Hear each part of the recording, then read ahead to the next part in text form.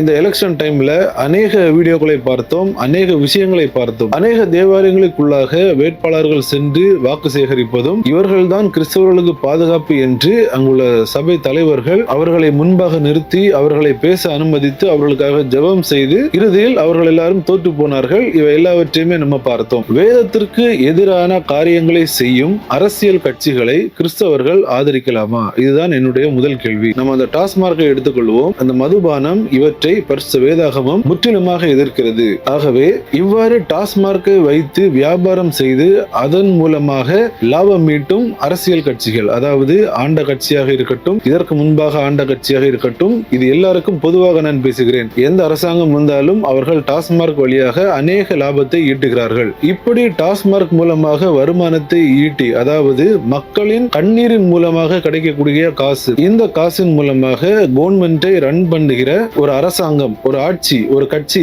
இவற்றை நாம் ஆதரிக்கலாமா? LGBTQ, அதாவது ஓரண சேர்க்கை, தன்பாலின ஈர்ப்பு, நாம் பரிசுத்த வேதாகமத்தை வைத்து பிரசங்கம் பண்ணும் போது என்ன கூறுகிறோம்? கடைசி காலத்தில் நோவாவின் காலத்தில் என்ன நடந்ததோ அது நடக்கும், சோதோம் குமாரா அந்த காலகட்டத்தில் என்ன நடந்ததோ அது நடக்கும் என்று நாம் பிரசங்கம் செய்கிறோம். சரிதானே? இவற்றை வேதம் முழுமையாக எதிர்க்கிறது. ஆனால் நீங்கள் தமிழ்நாட்டில் இருக்கும் கட்சிகளை எடுத்து பாருங்கள்.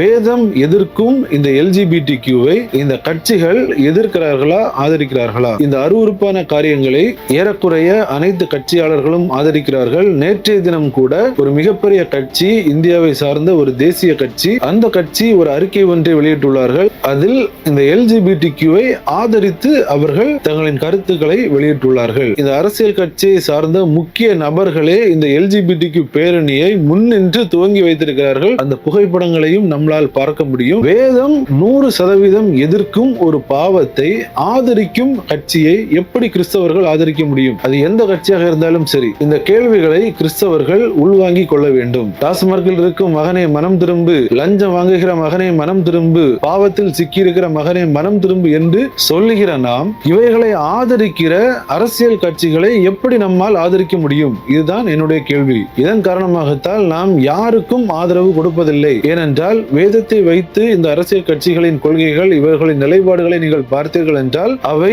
ஒருபோதும் ஒத்து போகாது. ஆனால் இவர்களுக்கு கிறிஸ்தவர்களின் ஓட்டுகள் தேவைப்படுகிறது. அதன் காரணமாக கிறிஸ்தவர்களை ஒரு ஓட் பேங்காகத்தான் இவர்கள் பார்ப்பார்களே தவிர அதை தாண்டி இவர்கள் சிந்திக்கவே மாட்டார்கள். இந்த வீடியோ கண்டிப்பாக அநேகருக்கு புரிந்திருக்கும் என்று நினைக்கிறேன். அநேகருக்கு இது சற்று கசப்பாகவே இருக்கும். கசப்பாக இருந்தாலும் பரவாயில்லை. சில சத்தியங்களை சொல்லும் போது கசக்கத்தான் செய்யும். ஏற்றுக்கொள்ள விருப்பம் இருந்தால் ஏற்றுக்கொள்ளுங்கள். இந்த சேனலை சப்ஸ்கிரைப் செய்து கொள்ளுங்கள்.